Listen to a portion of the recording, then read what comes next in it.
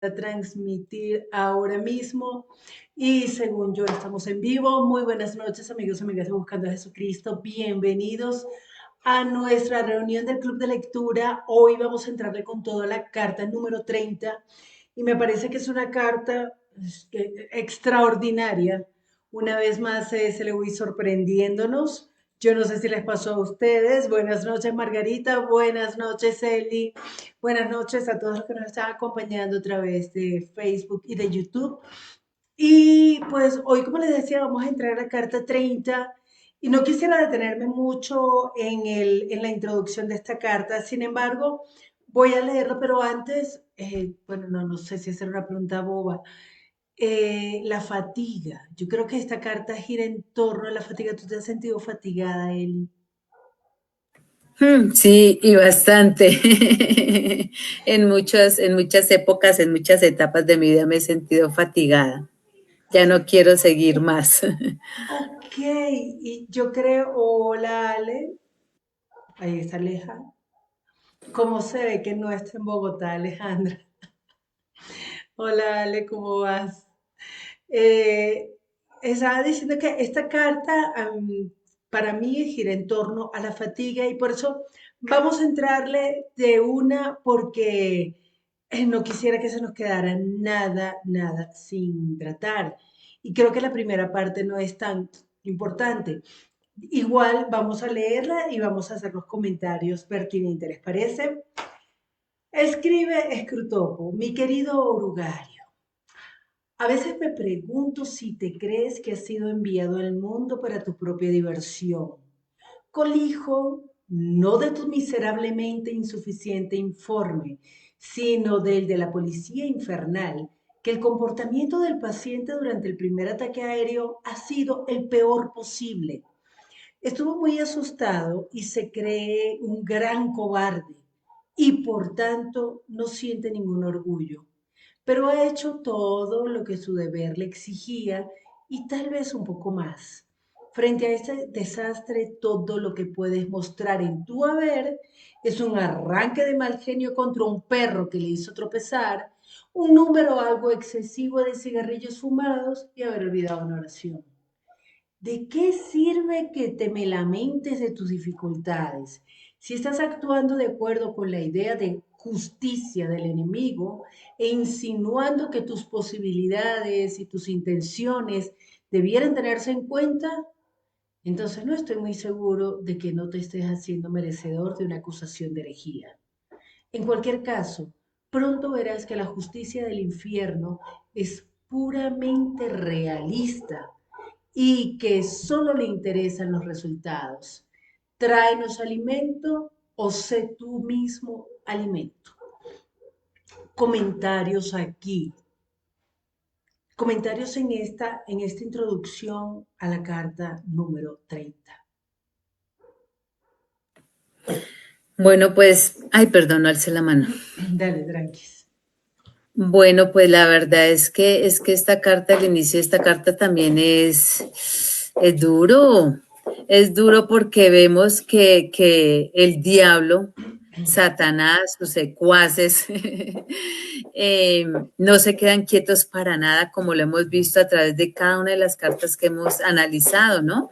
Y, y para ellos, no, bueno, que uno deje de orar, pues dejó de orar, pero no es como tan importante. Bueno, que se fumó un cigarrillo, bueno, quizás mucha gente lo vea mal, pero para ellos no es importante. Entonces lo que quieren es verlo vuelto nada, o sea, que estaban buscando era que el hombre se suicidara o se matara o qué sé yo, o en lugar de tener ese dolor quizás en su corazón porque pues por la guerra, por este tiroteo, por qué sé yo, lo querían ver era altivo y no, yo sobreviví o qué sé yo, entonces hay un revueltico como de muchas cositas allí. Qué bueno todo eso que estás destacando, Eri, pero me parece de verdad que nosotros vemos a veces, me parece que vemos tan equivocadamente el mundo espiritual, ¿cierto? Si yo, si yo llego y me fumo un cigarrillo, yo llevo 10 años, más de 10 años sin fumar, y yo llego a fumar un cigarrillo en un momento de crisis, como lo tuve hace poco, Recientemente, hola, Angélica, no te saludé. Recientemente yo le contaba a alguien lo que tenía era ganas de fumarme un cigarrillo, tomarme whisky, así como antes, cuando casi que llegaba y cuando tenía un problema me servía un whisky, me fumaba un cigarrillo y sentía que pensaba mejor. Pues eso no hubiese sido tan grave como lo que tú señalas, el tema del orgullo, la altivez. Ni siquiera el arranque de mal humor fue grave, pero me encanta porque pareciera, o yo intuyo que Orugario eso lo emociona. Ahí fumó. Es así así de bobo como nosotros. Ahí, ahí se puso de mal genio. Es un cobarde, le tocó admitir que es un cobarde. Pues eso no es tan grave como el tema del orgullo que dicen, no sé si Angélica, hola Martica, Aleja, les gustaría decir algo.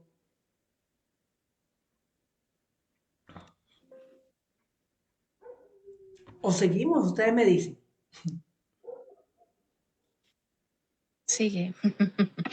Sí, que Aleja está ahí peleando con el micrófono. Dale, dale, ya. No, estaba pensando en eso de que estabas hablando, como que a él le están criticando sus supuestos logros de haber logrado eso, como que el paciente dice todo lo que puedes mostrar en tu haber es un arranque de mal genio, bueno, los cigarrillos y haber olvidado una oración.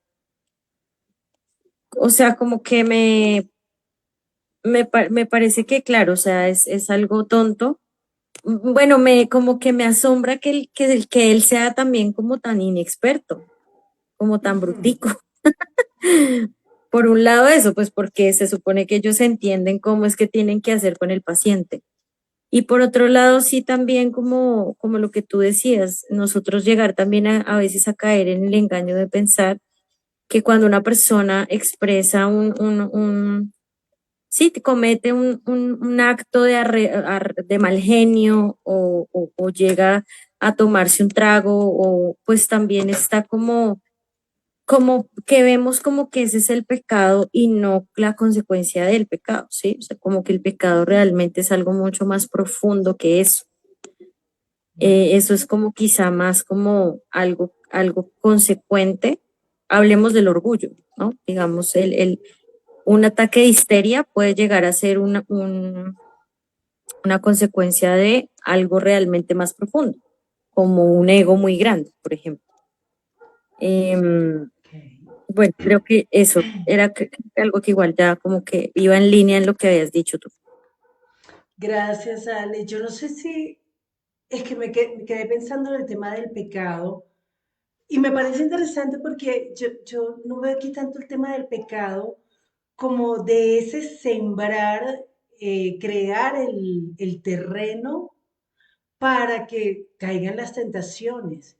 Entonces, me hiciste pensar, porque creo que la tentación, uno ve más tentación en un cigarrillo, en un vicio, sea cual sea, en un ataque un arranque de mal genio, uno ve más tentación allí que de repente no decir nada, quedarse callado y decir, actué como un valiente, hice todo lo que tenía que hacer y sin decir nada. Porque para nosotros, o por lo menos para mí, no voy a repartir culpas. Para mí, casi que lo que se ve a veces me resulta más escandaloso que lo que no se ve. Y es que lo que no se ve termina siendo lo peor. Precisamente, bueno, Jesús señalaba a los que hacían todo bonito, todo lindo, y entonces esos eran los sepulcros blanqueados. Pero este hombre ha hecho todo. O sea, se peleó con un perro, se fumó unos cigarrillos, ay, se olvidó de orar. Y uno, qué tan picho se siente cuando se le olvida de esas cosas, ¿no? Entonces, entremos a la parte que a mí me parece más sustanciosa de la carta. El único pasaje constructivo de tu carta Es aquel donde dices que todavía esperas buenos resultados de la fatiga del paciente. Eso está bastante bien, pero no te caerá de las manos. La fatiga puede producir una extrema amabilidad y paz de espíritu, e incluso algo parecido a la visión. Si has visto con frecuencia a hombres empujados por ella, a la irritación, la malicia y la impaciencia, eso es porque esos hombres tenían tentadores eficientes. Lo paradójico es que una fatiga moderada es mejor terreno para el mal humor que el agotamiento absoluto. Esto depende en parte de causas físicas, pero en parte de algo más. No es simplemente la fatiga como tal la que produce la irritación, sino las exigencias inesperadas a un hombre ya cansado. Sea lo que sea que esperen, los hombres pronto llegan a pensar que tienen derecho a ello. El sentimiento de decepción puede ser convertido con muy poca habilidad de nuestra parte en un sentimiento de agravio. Los peligros del cansancio humilde y amable comienzan cuando los hombres se han rendido a lo irremediable. Voy a parar aquí. Quedémonos hasta agravio, porque después se pone todavía más bueno. ¿Qué piensan ustedes de esto? Y a mí me gustaría incluso si lo pudiéramos llevar al terreno de lo que nosotros vivimos, me parece que sería todavía más provechoso. La fatiga. Este hombre, recordemos que el libro se desarrolla o está ambientado en la Segunda Guerra Mundial, Cecilio es británico, por lo tanto, este paciente está en terreno británico, ahorita están bajo bombardeos, entonces imaginémonos esa situación. Este hombre está fatigado, o sea, y Scrutopo, perdón, Orugario intuye que la fatiga puede ser buena, pero no va a ser buena por sí misma. Aquí hay algo más. ¿Quieren comentar algo antes de que yo me encadene?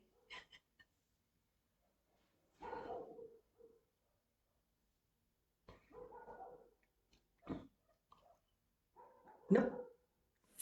Bueno, me llama a mí la atención que aquí él hace una comparación, ¿no? Dice que la fatiga puede producir una extremada amabilidad, como también y paz de espíritu.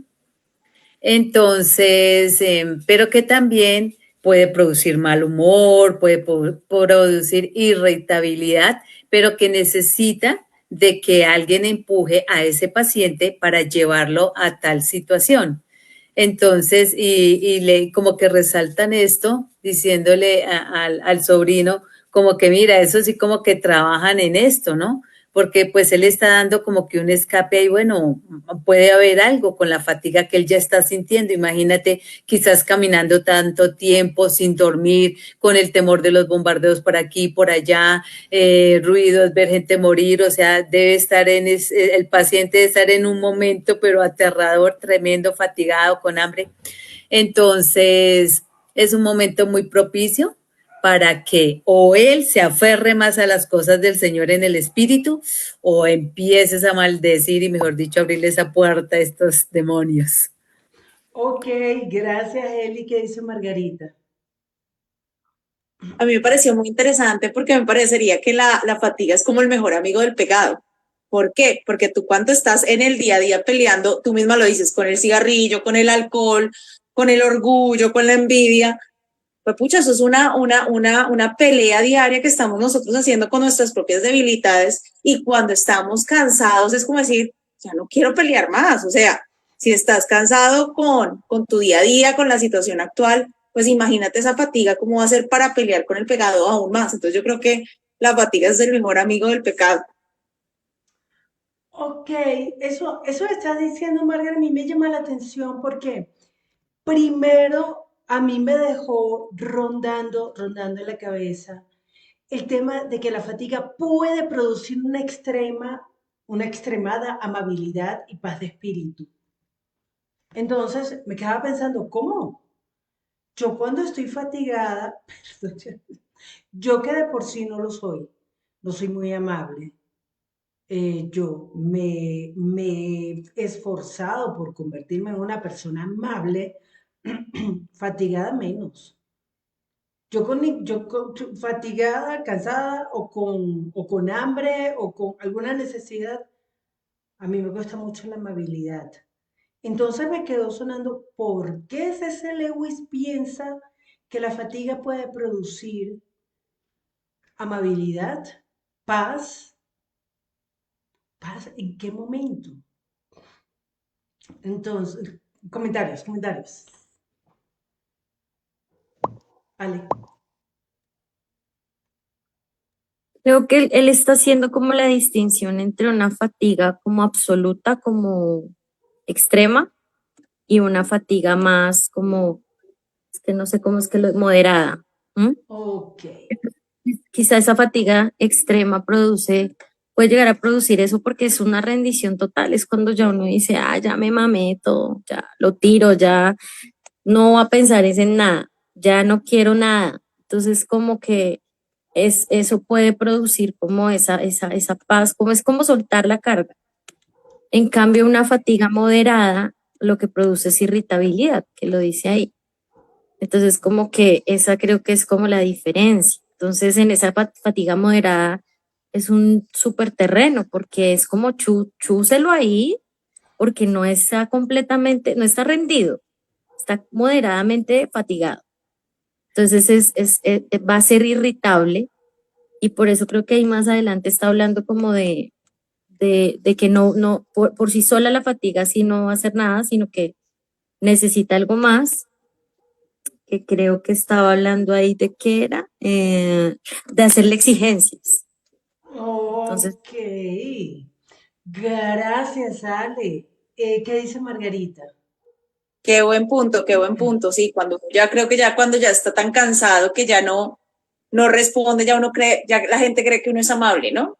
¿Por qué? Porque uno ya ni siquiera quiere pensar, hablar o discutir sobre ningún tema. Entonces ya yo creo que la vista cuando uno ya está muy cansado al extremo es, sí, acepto todo, todo está bien, ya deje así, mejor dicho, deje así. Y eso se Gracias, puede leer como Ale. amabilidad, podría ser. Yo no sé si es que se ve o es que de verdad ya uno, como que ya no quiero pelear. Ya, no quiero pelear. Y me parece genial lo que decía Aleja, la rendición. Ya me rindo. Hoy estaba en un estudio bíblico, antes de esta reunión, en un estudio bíblico del Evangelio de Juan, cuando Jesús camina sobre el agua después de la alimentación de los 5.000.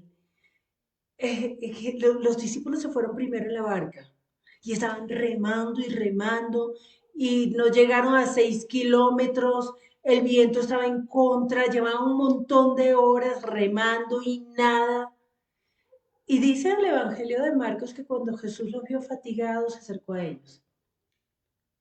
Ya, o sea, y yo pensaba y estábamos discutiendo entonces cómo tenían que reaccionar ellos. Y yo pienso es ese hacer lo que hasta donde yo puedo. Ese, ese momento difícil de hacer hasta donde yo puedo y ya después descansar. Pero creo que fue Aleja o Margarita, no me acuerdo quién de las dos decía, de verdad uno luche y pelee en sus propias fuerzas y haga, eso es agotador. Y aparte de que es agotador, no lleva a ningún lado. Sergio, yo pensaba que iba a hablar. Entonces sigamos porque creo que nos aclara además un poco este tema. El sentimiento de decepción puede ser convertido con muy poca habilidad de nuestra parte en un sentimiento de agravio.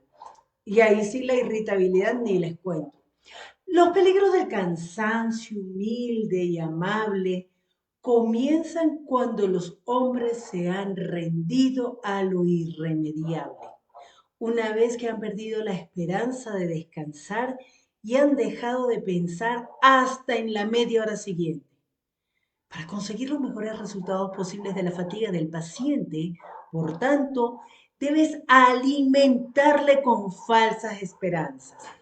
Meten en la cabeza razones plausibles para creer que el ataque aéreo no se repetirá.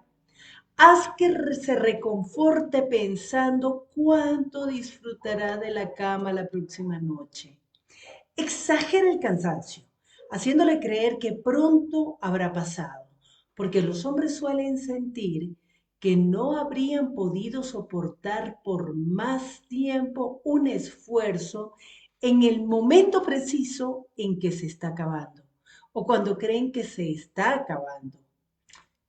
En esto, como en el problema de la cobardía, lo que hay que evitar es la entrega absoluta.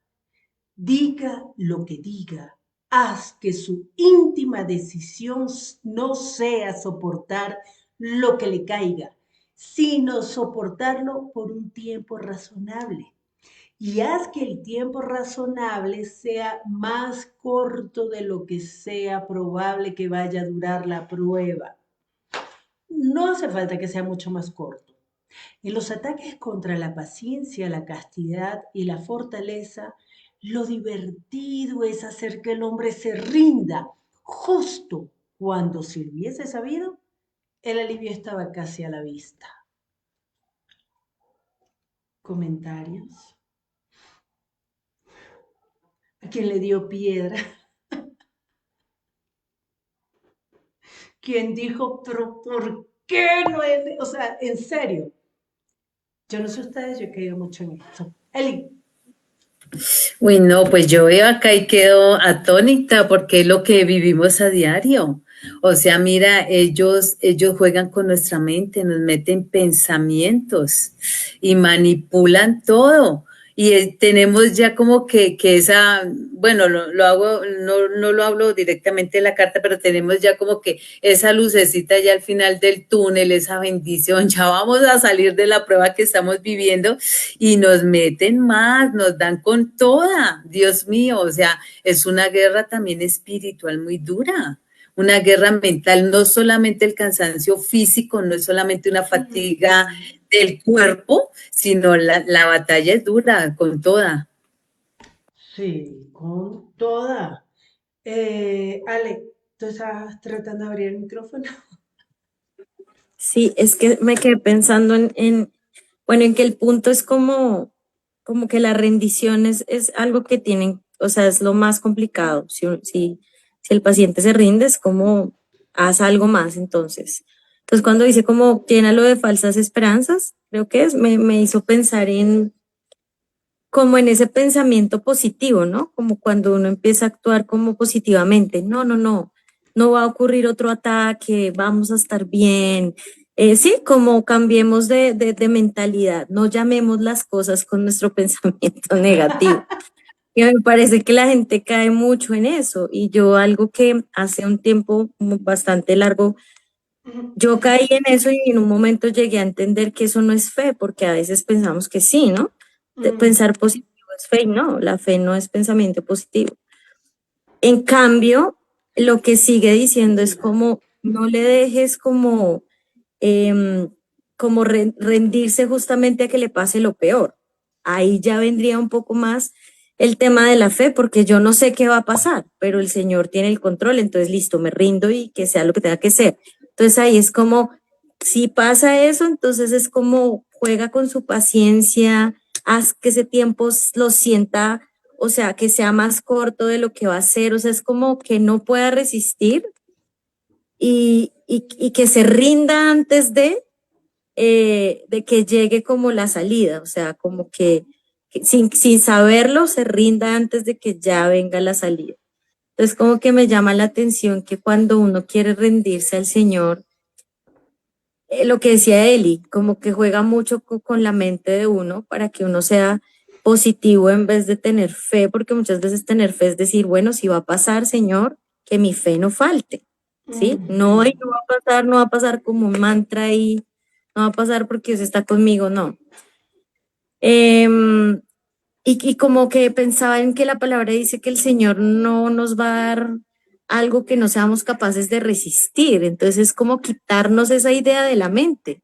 O sea, si yo sigo en esto es porque aún soy capaz. Y lo que dicen ellos es como, hazle creer que no, porque se va a rendir cuando él piensa que ya no puede, pero realmente sí puede, ¿sí?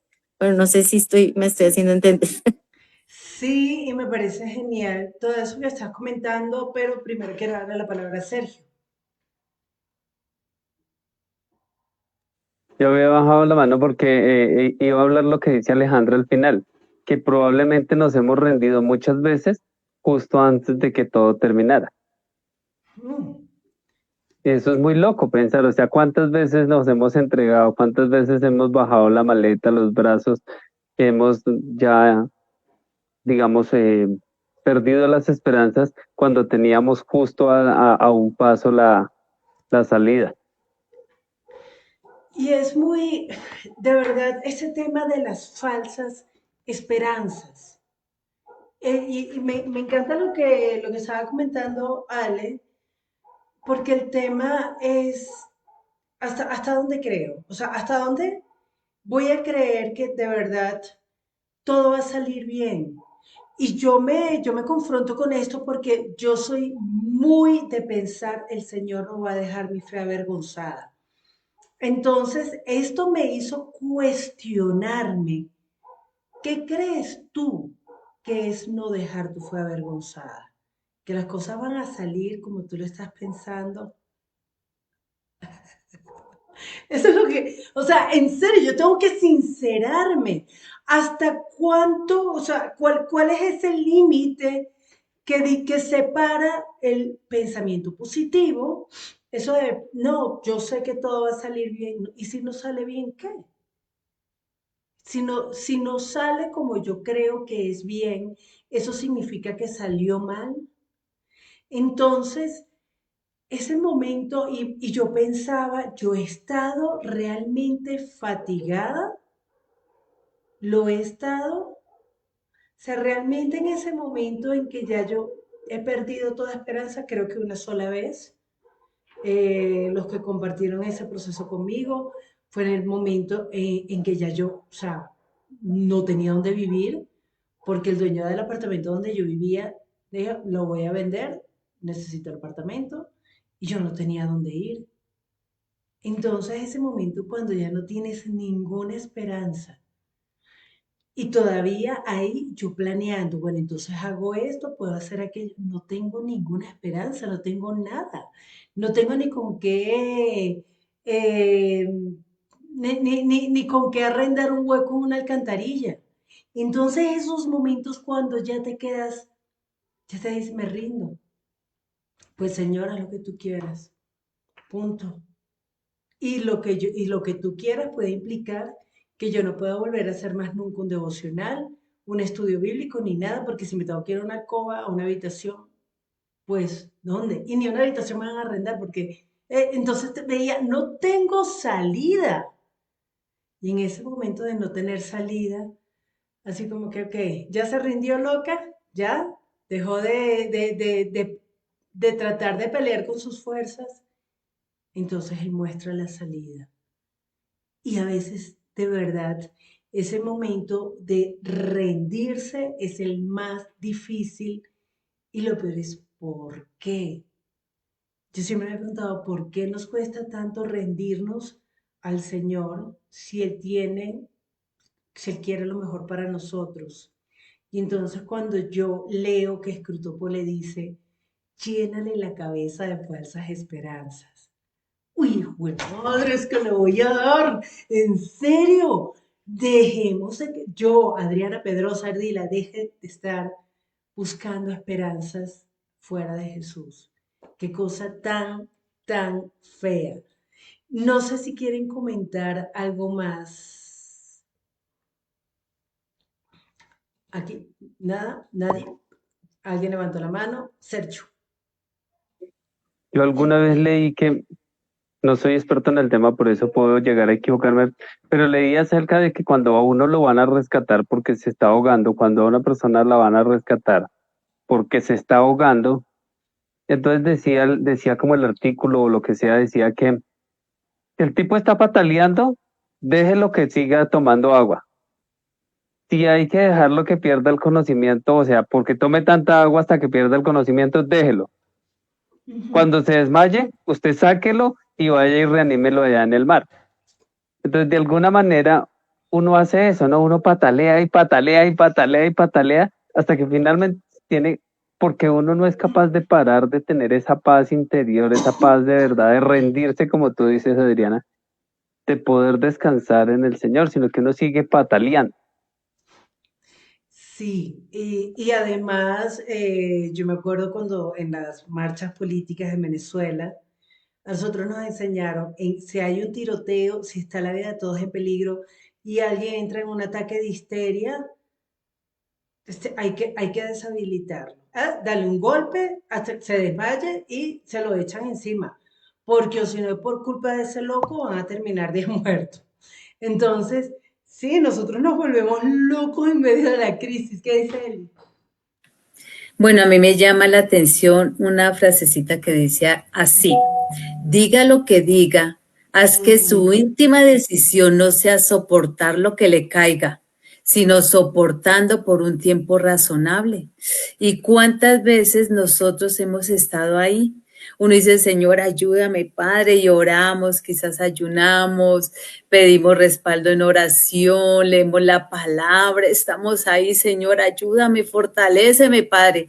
Y está uno ahí cuando se va levantando y le llega el golpe por otro lado y uno dice, ay, Dios mío, Señor, yo estoy contigo, tú estás conmigo, Padre, somos uno solo, ayúdame. Y se está levantando y viene por la otra. Entonces, hasta que uno ya como que se humilla, se deja caer, pero no ante Dios, sino ante cada una de estas pruebas, de estos bombardeos que le están llegando a uno. Y sabiendo que ya venía allí la victoria, ya teníamos la victoria a una puertecita, pero mira cómo somos de engañados. Hay que resistir hasta el final, muchachos. No, y voy a rescatar algo que tú dices, Eli, porque además a veces nosotros oramos, no sé, por sanidad, por lo que sea. Y entonces yo espero 3 meses. Yo espero hasta el primero de tal.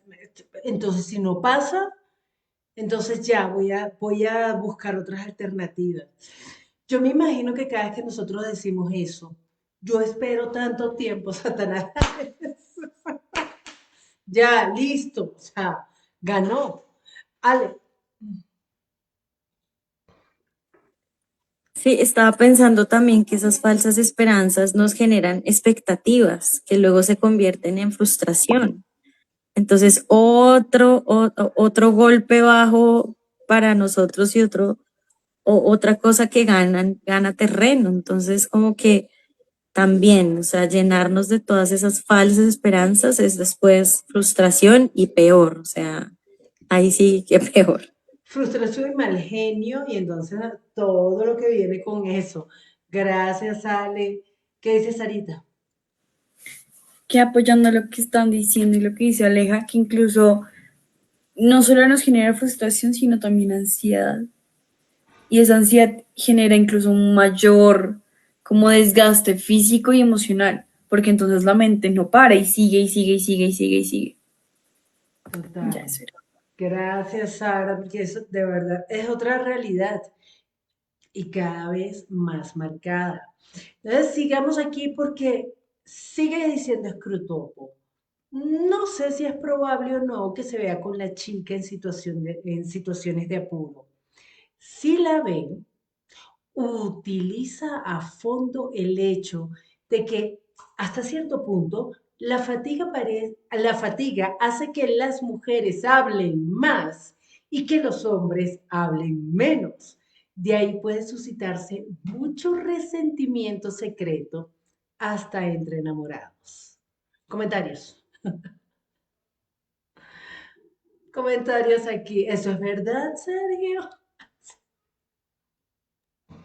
Yo creo que sí es verdad, yo creo que sí, sí es verdad. Y entonces, claro, como hay una respuesta completamente contraria, pues va a haber un choque, porque yo quiero hablar mucho, el otro no quiere hablar y creo que tampoco estará muy presto a oír. Entonces yo voy a tomar a mal su silencio y también que no escuche y voy a hablar de más. Claro, la fatiga además no me va a hacer hablar de pronto de la mejor manera y no solo a veces las mujeres queremos hablar más, sino que a veces demandamos como escucha y soluciones y como que ellos también hagan algo y digan algo, reaccionen a lo que estamos diciendo y el hombre es más en esas ocasiones puede llegar a ser más, sí, querer más silencio, o sea, justamente porque se siente abrumado.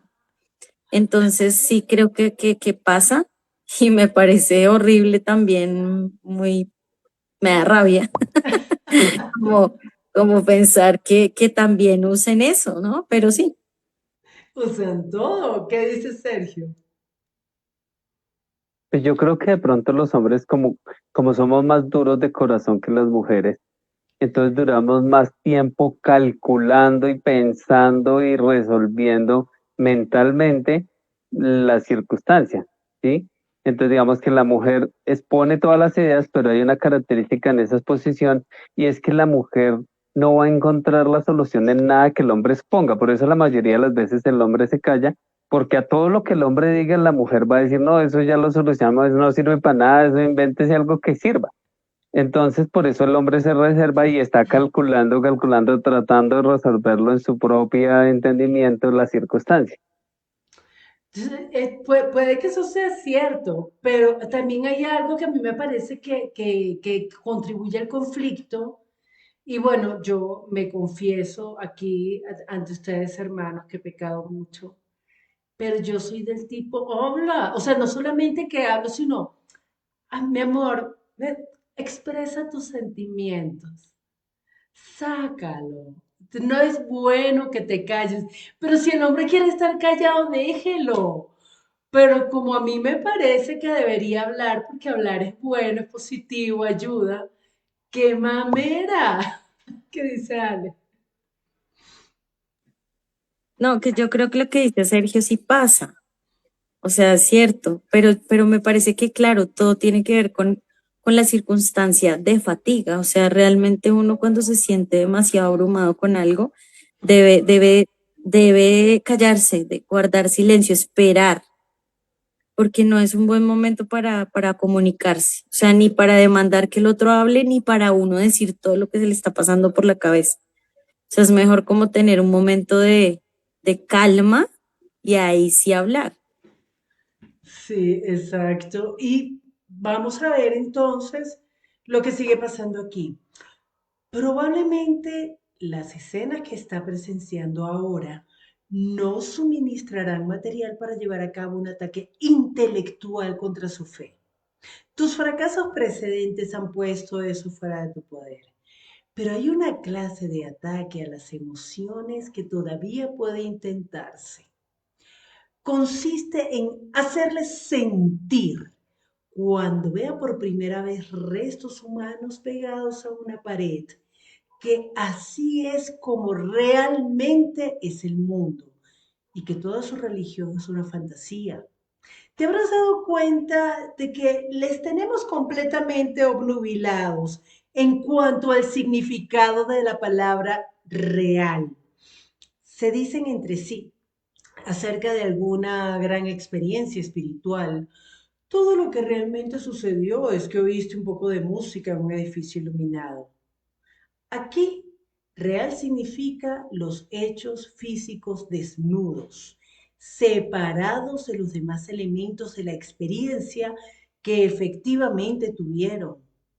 Por otra parte, también dirán, está muy bien hablar de ese salto desde un trampolín alto, ahí sentado en un sillón, pero espera estar allá arriba y verás lo que realmente es. Aquí real se utiliza en el sentido opuesto para referirse no a los hechos físicos, que ya conocen mientras discuten la cuestión sentados en sillones, sino al efecto emocional que estos hechos tienen en la conciencia humana. Cualquiera de estas acepciones de la palabra podría ser defendida, pero nuestra misión consiste en mantener las dos funcionando al mismo tiempo, de forma que el valor emocional de la palabra real pueda colocarse ahora a un lado, ahora al otro de la cuenta, según nos convenga. Comentarios aquí. La palabra real. ¿Cómo se llevan ustedes con la palabra real? ¿Qué es lo real?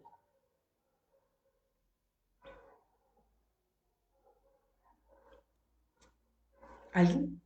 Me, me causa curiosidad como dice que efectivamente vivieron la experiencia, pero nosotros la escondemos, o sea, nosotros realmente, pues digamos que yo estaba pensando aquí antes de esta intervención y es que efectivamente todo es espiritual, todo está siendo espiritual y nosotros estamos separando de alguna manera mental o vivencial o como se quiera llamar, y entonces escondemos el actuar de Dios detrás de una razón que nosotros ponemos. Ok, ok, me gusta eso. Sergio, o sea, pensemos en algo. El tema de la sanidad, por ejemplo, que es uno de mis favoritos. Cuando nosotros oramos por sanidad y no vemos que esté produciéndose algún cambio, tú eres de los que piensan, no estamos orando bien o no es la voluntad de Dios que se sane, porque mira, la realidad es que sigue enfermo. O tú piensas que más real es la palabra de Dios, que Dios está orando y Dios dijo que iba a ser y Él hace. ¿Qué creemos nosotros que es real? ¿Qué dice Elizabeth? Bueno, mira que aquí dice, aquí real significa los hechos físicos desnudos. Como Ujú. estamos hablando en medio de como de una guerra, un espacio donde hay una guerra, hay una cantidad de cosas, todo lo que conlleva y trae la guerra. Entonces, y viene este paciente de pronto de una vida de fe, quizás religiosa, quizás hechos como todo es bueno, Dios es bueno, Señor, dependemos de ti, y va a ver los hechos reales. Dice acá que gente muerta, no sé qué más cosas, o sea, todo lo que él está viviendo, y él dice, no, eso como que no era la realidad, esto es la realidad. Entonces empiezan, como decía yo en el comienzo, a bombardear a la persona, en este caso al paciente, que lo desestabilizan de una manera que él ya realmente no sabe qué es lo real y qué es lo irreal. Ujú. Entonces, bueno, ese es mi punto de vista. No, y aprovecho eso que tú estás diciendo, porque entonces es en todas las áreas de nuestra vida, sea salud, sea finanzas, sea eh, problemas dentro de la casa, problemas en el matrimonio, problemas con los hijos. Entonces, bueno, entonces peleamos y yo lo único que veo es que hay más peleas y más peleas y más peleas. Entonces, ¿qué es lo real? Lo que yo estoy percibiendo con mis sentidos. ¿Qué es lo real? Lo que yo estoy sintiendo en el momento en que yo me acerco a Dios y entrego todo eso. Lo que percibo con mis sentidos, pues nuestros sentidos nos engañan. A mí siempre me ha ayudado cuando yo estoy pensando que, yo no sé, yo me frustro y digo, ¿para qué oro? Así, cual china pataletuda, ¿qué oro? Que, toda, toda necia. Pero cuidado, yo me aferro a una realidad. Hay personas que manifiestan un embarazo, les crece la barriga, les crecen los senos, les crecen todo y no están embarazados. Pero para ellos, en su mente, la realidad es que sí están embarazados. Entonces, madre, ¿y qué hacemos? ¿Qué es lo real, lo que perciben mis sentidos? Y ahí es donde yo digo, no es más real la palabra de Dios, es más real lo que está pasando en el mundo espiritual. Y Dios no descansa. Y por lo que vemos, Satanás tampoco. Se aprovecha de todo. Ahí es donde voy a poner yo mi mirada en qué es lo que yo estoy creyendo que es real. Además, lo que él dice, el valor emocional de la palabra real puede colocarse ahora a un lado, ahora el otro de la cuenta según nos convenga. La realidad de las emociones, lo que yo siento es lo real, lo que yo veo es lo real. Ellos pueden jugar con eso. ¿Qué dice Ale? Sí, como que no importa si la percepción de realidad viene de lo que están viendo o de lo que están sintiendo. Lo importante es que ellos juzguen. Ujú. Júzguelo como quiera, póngalo a un lado, póngalo al otro, no importa, pero que lo juzguen ellos, no el Señor. Entonces nosotros sí, yo creo que caemos un montón en eso, en nosotros hacer nuestros propios juzgamientos de las circunstancias, de las situaciones que vivimos, y entonces caemos en esa idea de tener la razón, pero no filtramos nuestros juzgamientos a través de qué dice el Señor, ¿sí? ¿Qué dice Dios? Digamos, yo puedo pensar, hablaba con alguien hoy, yo puedo pensar que alguien me hace daño y quiero vengarme y tengo razón. Y lo juzgo por lo que siento y quizá por lo que vi también. Pero qué me diría el Señor frente a eso real? Esto es real. Lo que siento es real, lo que vi es real. Por lo tanto, actúo. Entonces, como que si es apartarnos de lo que dice la palabra, de que lo que ahora vivimos en la carne lo vivamos en la fe. No, lo que ahora vivimos en la carne, sigamos viviéndolo en la carne. O sea, mantengámoslos ahí, en que ellos juzguen, no importa cómo sea, pero que venga de ellos, de su propio criterio. Sí, gracias, Ale. Y vamos a seguir entonces porque continúa diciendo. La regla general que ya hemos establecido bastante bien entre ellos es que en todas las experiencias que pueden hacerle mejores o más felices, solo los hechos físicos son reales, mientras que los elementos espirituales son subjetivos en todas las experiencias que pueden desanimarles o corromperles. Los elementos espirituales son la realidad fundamental e ignorarlos es ser escapista.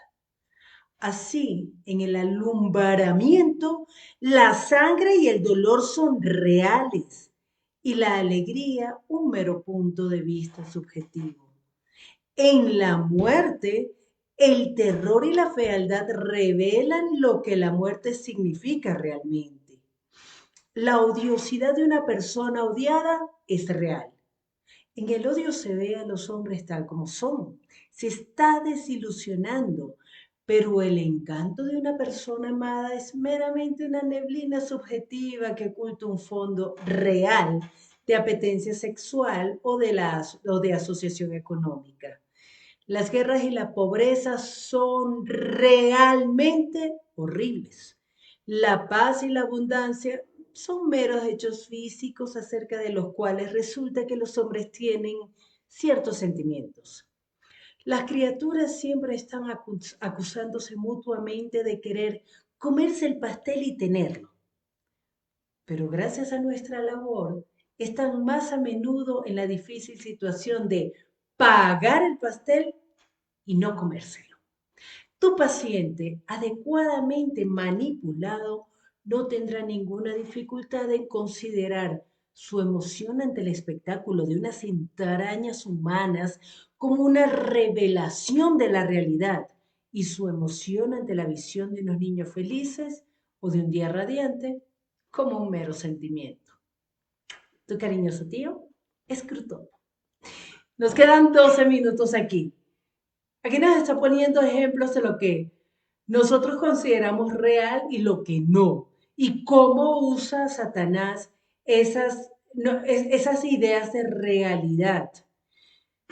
Ustedes se han encontrado ustedes mismos juzgándose como que si algo que siento, si estoy feliz, eso es una sugestión.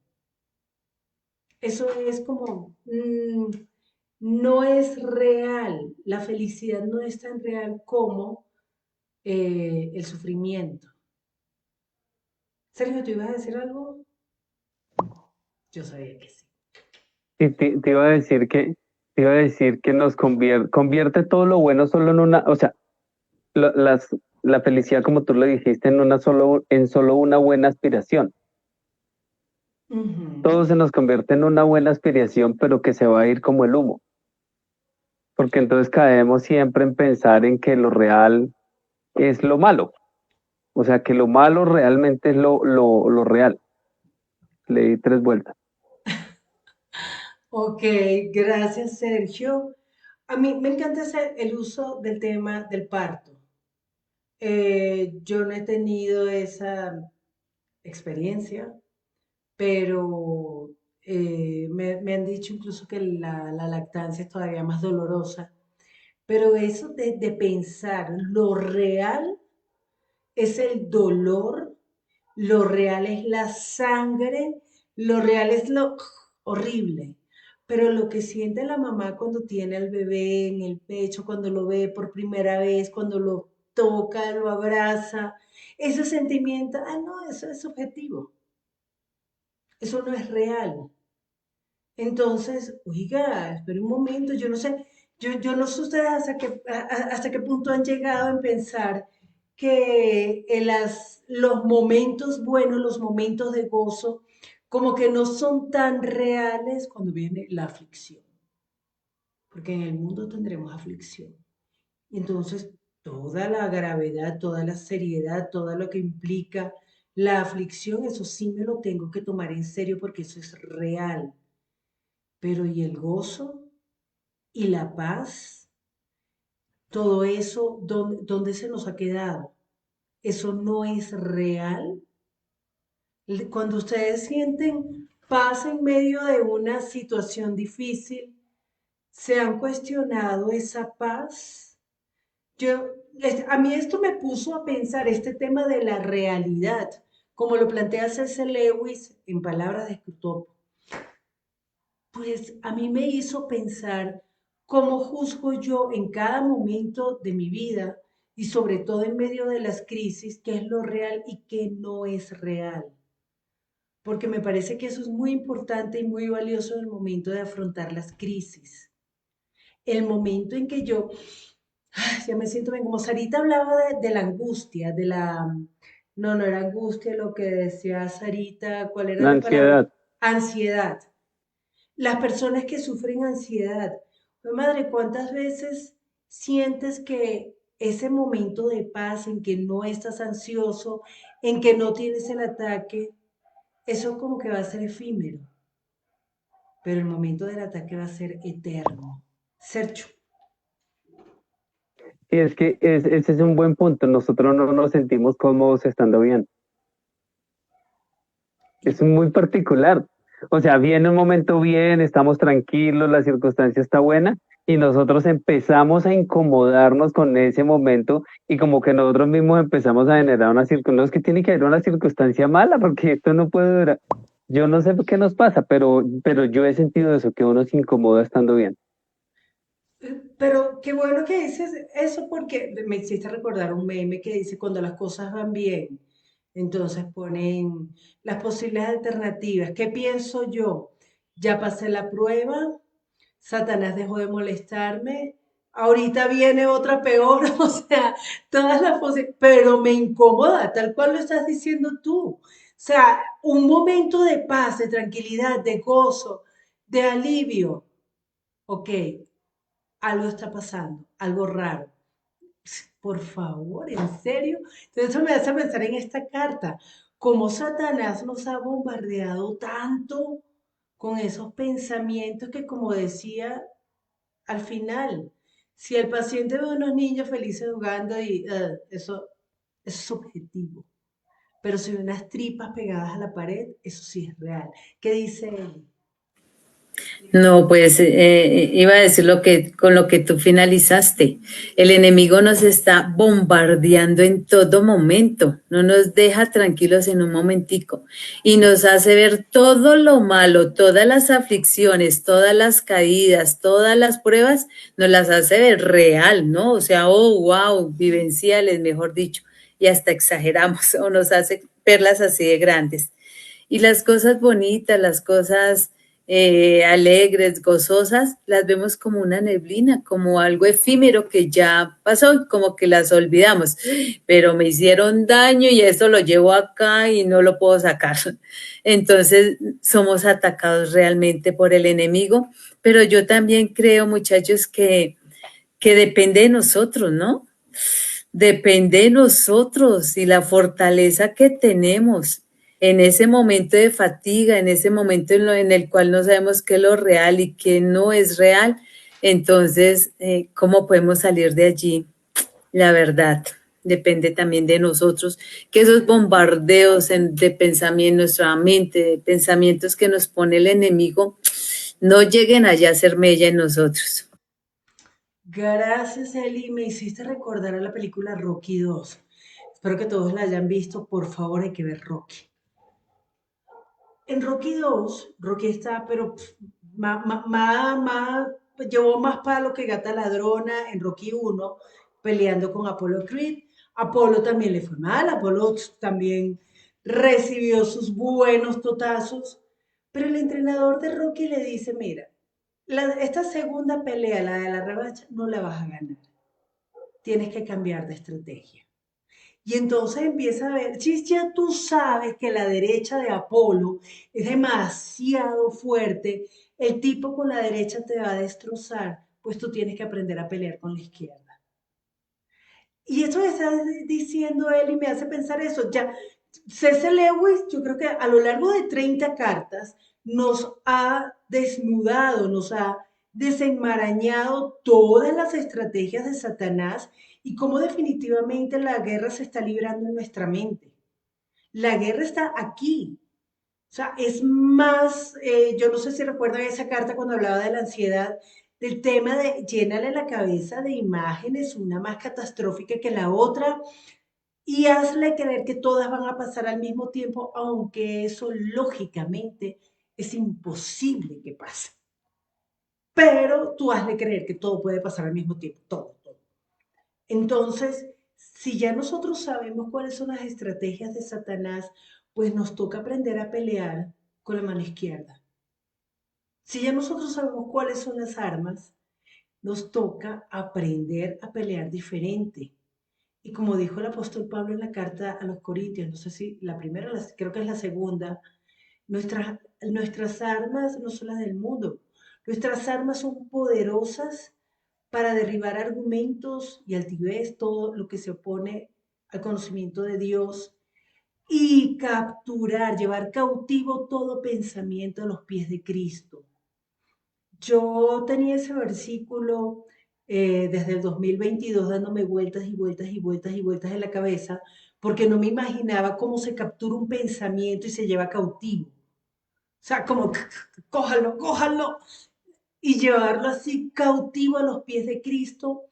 Pero ahora la lectura de Cartas del Diablo a su sobrino me ha ayudado a mí de verdad a entender que yo necesito confrontar mis pensamientos con la palabra de Dios y confrontarlos de manera que queden desnudos.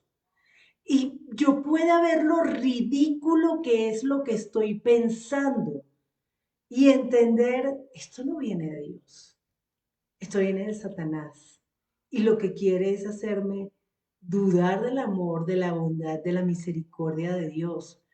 Y yo creo que allí de verdad desnudamos el pensamiento y podemos defendernos ante estos ataques.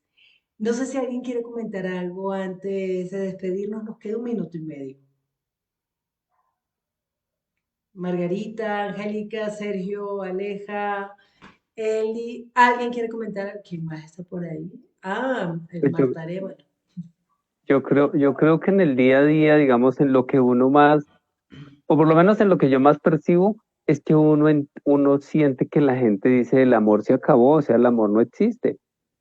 Porque él dice, no haga confundir el amor, o sea, el amor es haga entender que el amor simplemente es un deseo sexual. Entonces uno oye a la gente diciendo, el amor se acabó, o sea, el amor es un cuento, el amor eso era antes.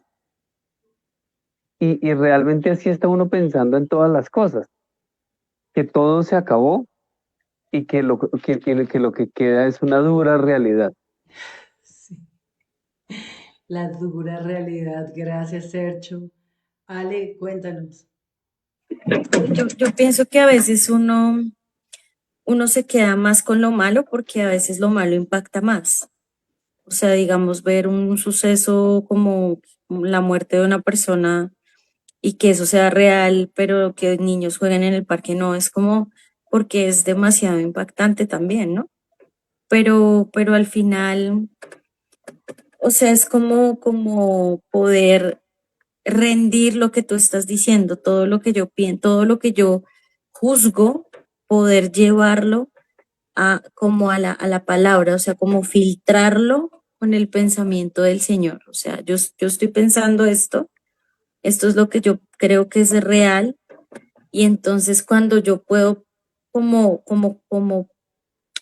confrontar mi realidad y mis juzgamientos con lo que la Biblia dice, con lo que el Señor dice, pues claro, ahí ya se desenmascaran muchas mentiras. Ahí ya uno, por ejemplo, con la ansiedad, eso me parece que es muy clave, o sea, poder llevar toda mi ansiedad a Él, y realmente el Señor viene y aquieta ordena mis pensamientos. O sea, hay muchas cosas que yo digo, no, esto es mentira, o sea, esto ni siquiera ha pasado, ni va a pasar, o sea, ¿qué es lo que estoy yo concibiendo como real para estar sintiéndome como me siento? Entonces, como que, mm, o sea, yo a veces digo, no es que haya cosas que sean mentiras, ¿sí? O sea, digamos, el ejemplo que ponían ahí, matan a un hombre en presencia de él y él piensa que eso es real y que ese es el mundo. Yo creo que es una experiencia que vivió de verdad, pero cuando uno la lleva como cautiva a los pies de Cristo, entonces eso se transforma en otra verdad superior, por decirlo así. Como si lo que viviste es verdad, pero visto a la luz de la palabra, puede transformarse en lo que en lo que yo juzgué inicialmente. Este es el mundo. Sí me explico? Sí, gracias Ale por ese comentario. Y creo que esa carta, como todas, nos deja mucho que pensar. Y ya, bueno, nos quedan solamente 3 cartas para terminar el libro. Nos vemos el próximo jueves, si el Señor lo permite. Les mando un abrazo así de grande y que el Señor los bendiga. Chao, No, cuídense Chao, que mucho. Dios descansen. bendiga, chao, feliz.